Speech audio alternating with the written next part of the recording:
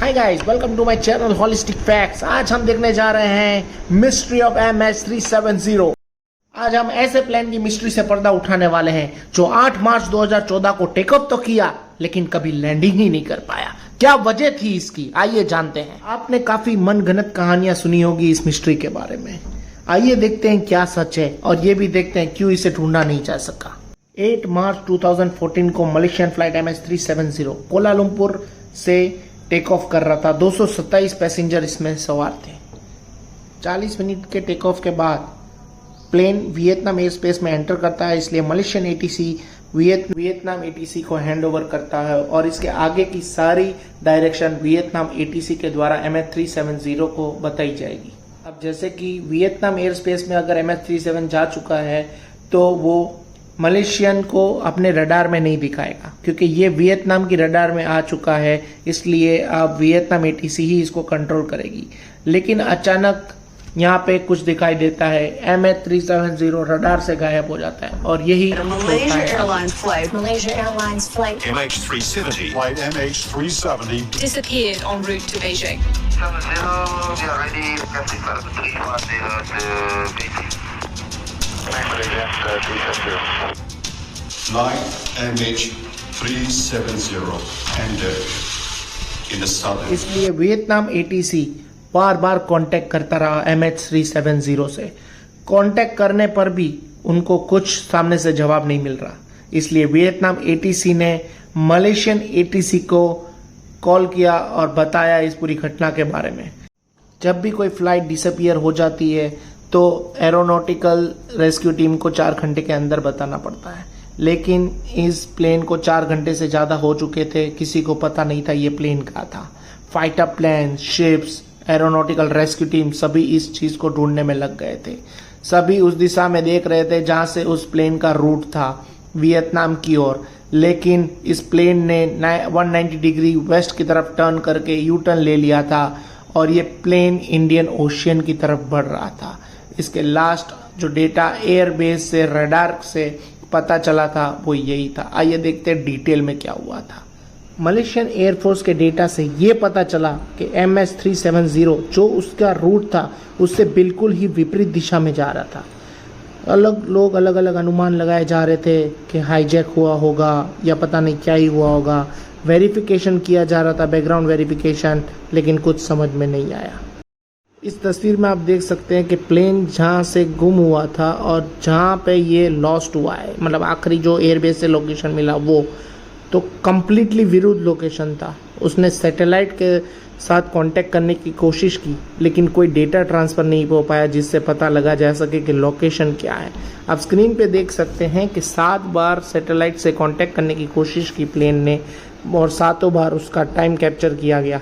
ये 7 सर्कल 7 अलग अलग रेडार डिफाइन करते हैं। आखिरी बार जब कोशिश की थी वो ये लोकेशन अनुमानित किया जा रहा है कि ये 7th आर्क उसको नाम दिया गया है कि प्लेन यहीं कहीं हो सकता है कैलकुलेशन और डेटा के हिसाब से। सैटेलाइट से कांटेक्ट करने की कोशिश की थी प्लेन ने, जिसमें उसने कोई डेटा ट्रांसफ़र नहीं किया था और कैलकुलेशन किया गया उसकी स्पीड, उसका फ्यूल और उस सब को कैलकुलेशन करने के बाद ये डिसाइड किया गया कि ये लोकेशन पे प्लेन हो सकता है। इसलिए इस 7th आर्क के आसपास सर्च ऑपरेशन शुरू किया गया। इस सर्च ऑपरेशन में तकरीबन $160 मिलियन का खर्चा हुआ। मलेशियन सरकार ने इसे बंद कर दिया ऑपरेशन को। लेकिन जुलाई 2015 में एक अच्छी खबर सामने आई। इस प्लेन का एक टूटा हुआ हिस्सा आइलैंड ऑफ रियूनियन पर पाया गया। जी हाँ, ये कहाँ पे कैसे पहुंचा इसकी अभी तक कोई जानकारी नहीं थी इसकी।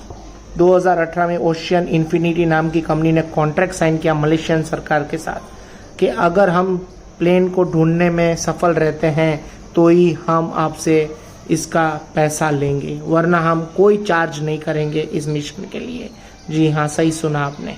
लेकिन काफ़ी मेहनत मशक्क़त के बाद, एडवांस टेक्नोलॉजी के बाद भी इनको कोई सफलता हाथ नहीं आई। इनके पास अंडर सर्विलेंस टीम थी जिसके द्वारा वो अंदर जाके चेक कर सकते थे, लेकिन सिर्फ निराशा हाथ आई।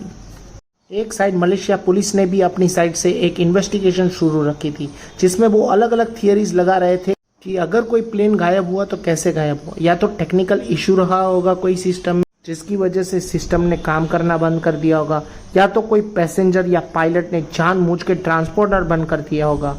बट कुछ फैक्ट्स नहीं मिले। बट ऐसी एक थियरी डिस्कवरी की गई जो सिमिलर हो सकती थी। कहा जाता है कि एक्चुअली में ऑक्सीजन की कमी की वजह से कैप्टन और पैसेंजर्स बेहोश हो गए होंगे और प्लेन ऑटो पायलट पर चला गया होगा।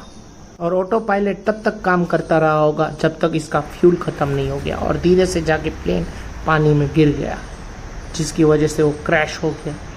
शुरुआत में कई ऐसी थियरी ये कहा तो कॉन्स्पिरेंसी सामने आई कि शायद इस प्लेन को यूएस मिलिट्री ने शॉट डाउन कर दिया हो और इसे छुपाने की कोशिश की, और या तो इस प्लेन को कोई एलियंस आए और उड़ाकर अपने साथ ले गए हों, लेकिन ये कोई फैक्ट नहीं थे। अब 2022 में जाकर कुछ ऐसे फैक्ट्स हाथ लगे जिसे पता लगाया जा सके कि प्लेन की लोकेशन कहाँ है। ये आपकी स्क्रीन पे जिस शख्स को आप देख रहे हैं वो रिचर्ड गैफरी। इन्होंने अपने फैक्ट्स और रेडियो डेटा से कुछ फैक्ट्स तैयार किए हैं जिसमें उन्होंने बताया कि प्लेन का जो लोकेशन है वो कहीं 7th आर्क के आसपास है।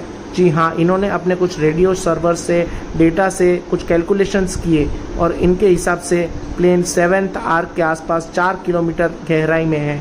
और अगर वहाँ पर भी ऑपरेशन कंडक्ट किया जाए तो 1 साल के अंदर अंदर वो प्लेन मिल जाएगा। टोटल 27 पीसेस प्लेन के अलग अलग वापस अलग अलग जगह पे पाए गए। तो यही था कि आज तक MH370 प्लेन गायब रहा और कहीं भी नहीं मिल पाया। लाइक करें, कमेंट करें, शेयर करें, सब्सक्राइब करें और अगर अच्छा लगा है तो अपने दोस्तों को भी फॉलो करें।